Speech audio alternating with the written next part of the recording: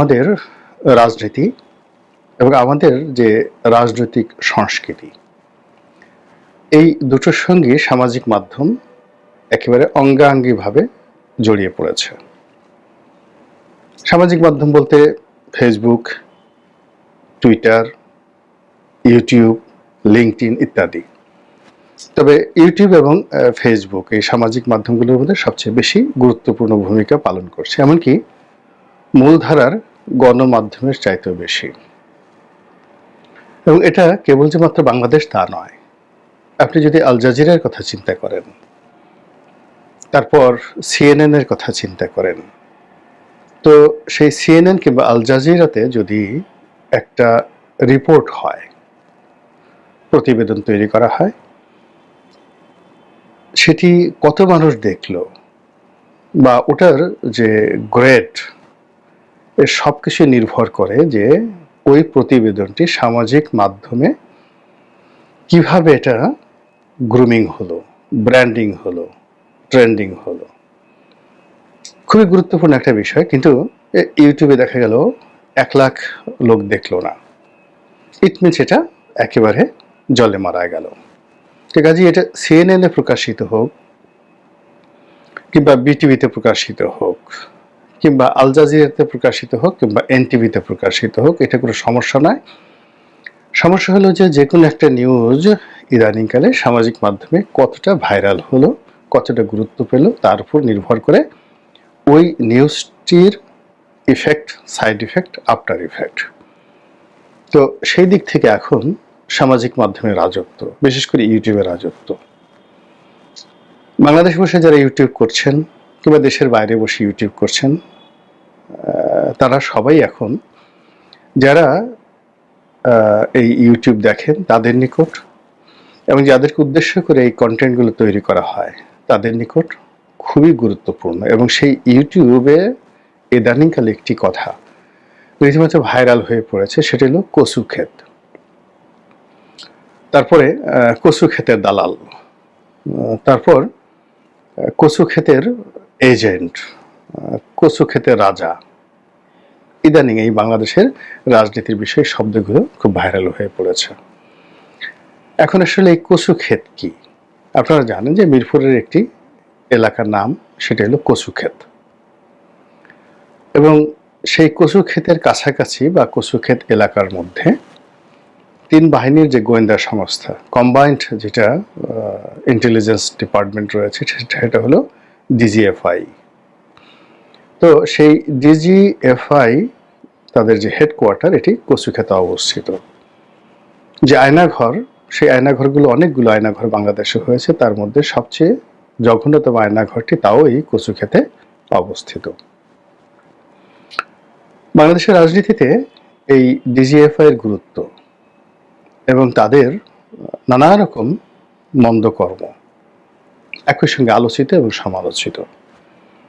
তারা এই দেশের বিনির্মাণে, গঠনে যেমন গুরুত্বপূর্ণ ভূমিকা পালন করেছেন, আবার একই সঙ্গে প্রতিটি সরকারকে সর্বনাশের দ্বার প্রান্তে পৌঁছে দেওয়ার জন্য এই প্রতিষ্ঠানের কিছু কর্তা ব্যক্তিদের যে বাড়াবাড়ি, এটি অস্বীকার করা যাবে না। এরশাদ জামানাতে যে 88 সনের নির্বাচনটা হলো কিংবা 1986 সনের যে নির্বাচনটা হলো, এই নির্বাচনের যে ম্যানিপুলেশন, সিল পিটানো, প্রার্থী সিলেকশন করা, রাজনৈতিক প্রতিপক্ষ দমন করা, এর পুরোটাই এই কচুক্ষেতে অবস্থিত ডিজিএফআই হেডকোয়ার্টার থেকে চালানো হয়েছে। এবং তৎকালীন ডিজিএফআই যারা কর্মকর্তা ছিলেন, তারা জেনারেল এরশাদের হুকুমে কাকে উঠাতে হবে, কাকে নামাতে হবে, কাকে টাকা দিতে হবে, তারপরে কাকে দেয়া যাবে না, নির্বাচনে ওই সময়টিতে রাজনৈতিক দলগুলোকে কোটি কোটি টাকা বস্তা ভরে ভরে এই গোয়েন্দাদের সহযোগিতায় পাঠিয়ে দেওয়া হয়েছে। এটা এখন ওপেন সিক্রেট। পরবর্তীতে যখন 91 সন থেকে একটা ভিন্ন ধারা রাজনীতি শুরু হলো, গণতান্ত্রিক সরকার, তখন এই ডিজিএফআই যে কর্তৃত্ব, এটি প্রেসিডেন্টের অফিস থেকে প্রধানমন্ত্রীর কার্যালয়ে চলে এলো।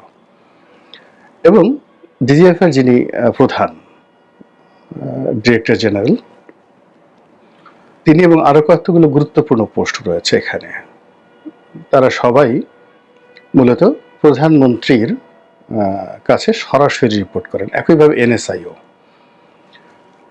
এবং এই প্রধানমন্ত্রীকে নানাভাবে বিভ্রান্ত করার জন্য, নানাভাবে ইনফ্লুয়েন্স করার জন্য, আবার ক্ষেত্র বিশেষে প্রধানমন্ত্রীকে সৎ পরামর্শ দেওয়ার জন্য এই প্রতিষ্ঠানটি ভালো মন্দ উভয় ক্ষেত্রে দায়ী।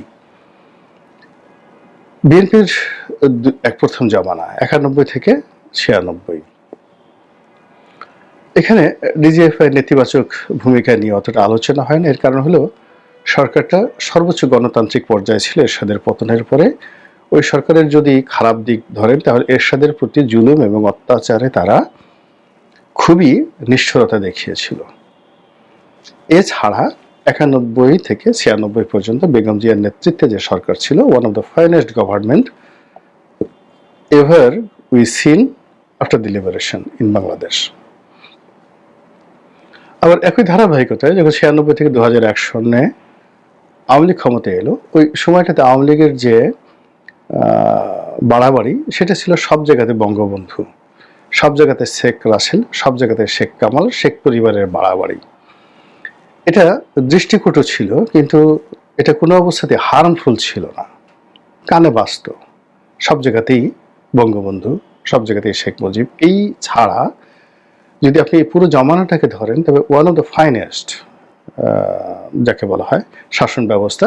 এবং এই বাংলাদেশের ইতিহাসে স্বাধীনতার পর থেকে মূলত 91 থেকে 2001 পর্যন্ত এই 10টি বছর, প্রথম শেখ হাসিনার, প্রথম খালেদা জিয়ার নেতৃত্বে এবং শেখ হাসিনার নেতৃত্বে, এই দুটো সময় গণতন্ত্র যতটা ফ্লারিশ করেছে এবং গণতন্ত্র যতটা প্রাতিষ্ঠানিক রূপ লাভ করেছে, এবং এই দেশের সুশাসন, ন্যায় বিচার, যা কিছু বলেন না কেন, এই 10 বছরই হলো শ্রেষ্ঠ সময় সব কিছুর ক্ষেত্রে।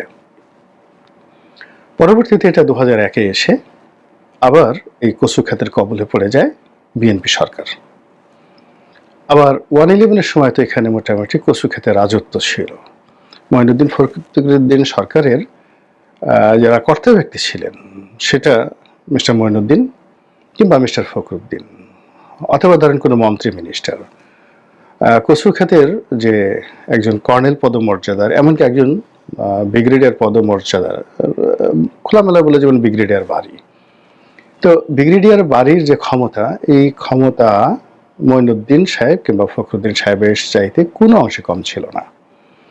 ফলে 111 পুরোটাই আসলে কচু খাত নিয়ন্ত্রিত একটি শাসন ব্যবস্থা ছিল। 2009 থেকে 2014 সনাবধি আওয়ামী লীগ তুলনামূলকভাবে গণতান্ত্রিক ছিল, যেহেতু নির্বাচনটি বলা হয়ে থাকে যে এটি 91, 96 এবং 2001-এর আদলে যে সুষ্ঠু এবং নিরপেক্ষ নির্বাচন, তেমনি একটা সুষ্ঠু নিরপেক্ষ নির্বাচন হয়েছে। বিএনপির শত অভিযোগ থাকা সত্ত্বেও বাংলাদেশে যে 4টি নির্বাচন নিয়ে মানুষ কখনো প্রশ্ন করতে পারবে না, সেটি হলো 91, 96, 2001 এবং 2008-এর নবম সংসদ নির্বাচন। তো যেহেতু একটা গণতান্ত্রিক নির্বাচন ছিল, তো সেখানে সরকার, বিরোধী পক্ষ সকলের অংশগ্রহণ, প্রাণবন্ত একটি সংসদ, এটি 2012 সন পর্যন্ত অব্যাহত ছিল। কিন্তু বিএনপি যেই সময়টাতে সংসদ বর্জন শুরু করলো এবং আওয়ামী লীগ যেই সময়টাতে জামাতকে যুদ্ধ অপরাধের দায়ে জড়ানোর জন্য একেবারে সর্বোচ্চ নিষ্ঠুরতা অবলম্বন করলো, তখন থেকে গণতন্ত্রের সৌন্দর্য হানি হলো আর কচু খাতের গুরুত্ব বাড়তে থাকলো। এবং সেই যে কচু খাতের গুরুত্ব বেড়েছে 2013 সন থেকে, সেটা এখন পর্যন্ত কমেনি।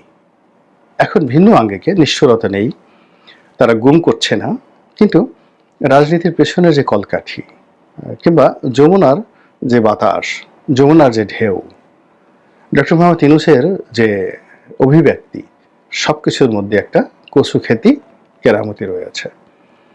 তো সেই কচুক্ষেতি কেরামতে এখন যে অবস্থা হয়ে গেছে, যে পুরো ভঙ্গুর একটা অর্থনীতি, ভঙ্গুর একটা রাজনীতি, তার সঙ্গে সঙ্গে মানুষের আশা নিরাশা, মানুষের হতাশা এবং মানুষের দুর্বলতা এবং অক্ষমতা, এবং এই অক্ষমতাগুলোর মধ্যে কচু ক্ষেতের, কচুর লতির চাবুকের যে আঘাত, সেই আঘাতে সারা শরীর রীতিমতো অ্যালার্জিতে ভরে যাচ্ছে।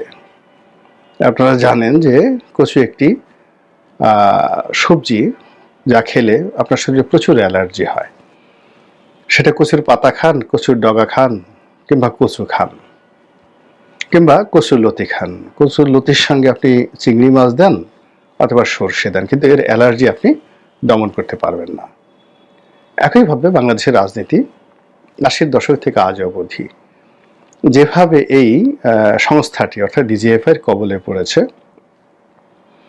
খুব বড় মাপের মহামানব না হলে খুব বড় মাপের মহামানব, গণতান্ত্রিক, শিক্ষিত, সম্ভ্রান্ত, সজ্জন, পলিটিক্যাল ম্যাচিউরড এবং militarily well matured, well groomed, এরকম অনেকটা নেপোলিয়ন বোনাপার্টের মতো, জুলিয়াস সিজারের মতো এরকম ব্যক্তিত্ব যদি রাজনীতির সিংহাসনে না আসেন, ততক্ষণ পর্যন্ত আসলে কচু ক্ষেতের গুরুত্ব যাবে না। এবং এখন সমাজে অনেক কচু ক্ষেতের এজেন্ট, তারাই মূলত রাজনীতি নিয়ন্ত্রণ করছেন। কচু ক্ষেতের সেই অফিস থেকে যেভাবে শিখিয়ে দেওয়া হচ্ছে, সেভাবে প্রেস ক্লাব গরম হচ্ছে, সেইভাবে প্রেস ক্লাবের সামনে রাস্তা গরম হচ্ছে, সেইভাবে রাজনীতির যে অন্দরমহলের যে বৈঠকগুলো সেইভাবে অনুষ্ঠিত হচ্ছে। আবার এই কচু খাতের যে পরিকল্পনা, সেটার বিরুদ্ধে যারা প্রতিপক্ষ এই মুহূর্তে বাংলাদেশে এবং দেশের বাইরে সামাজিক মাধ্যমে আছেন, তারা কচু খাতের নিকুচি করে, কচুর লতি তছনছ করে, কচু বাগানে রীতিমতো আগুন লাগানোর জন্য তারা সর্বশক্তি নিয়োগ করে যাচ্ছে। ফলে এখন কচু ক্ষেত, কচু গাছ, কচুর লতি, কচুর লতা পাতা থেকে শুরু করে কচুর ডগা পর্যন্ত, এই সব মিলিয়ে একদিকে একটা বলয় তৈরি করেছে, আর একটা এদের বিরুদ্ধে, কচুর বিরুদ্ধে যুদ্ধ শুরু করেছে। সেই যুদ্ধ মূলত সামাজিক মাধ্যমে, গণমাধ্যমে নয়। এখন এই যে একটি যুদ্ধ, এটিকে সফটওয়্যারের যুদ্ধ বলতে পারেন, ইথারের যুদ্ধ বলতে পারেন, মনোমস্তিষ্কের যুদ্ধ বলতে পারেন। এই যুদ্ধের যে পরিণতি, সেই পরিণতি আসলে ভালো হবে না, কোনো অবস্থাতেই ভালো হবে না। এখানে একটা মিনিমাম, যাকে বলা হয় স্ট্যান্ডার্ড, বজায় রাখা দরকার। এবং এখানে একটা মিনিমাম নিয়ন্ত্রণ এবং নীতি দরকার। আদারওয়াইজ রাষ্ট্রের এই প্রতিষ্ঠানটি, তিন বাহিনীর যে সামরিক তিনটি বাহিনী, এই বাহিনীর যে গোয়েন্দা বিভাগ রয়েছে, এই গোয়েন্দা বিভাগের যে কার্যক্রম পরিপূর্ণভাবে প্রশ্নের মুখোমুখি পড়বে। এবং যেভাবে এদের বিরুদ্ধে প্রচার করা হচ্ছে, তাতে করে মানুষের ঘৃণার উপলক্ষ হয়ে পড়বে।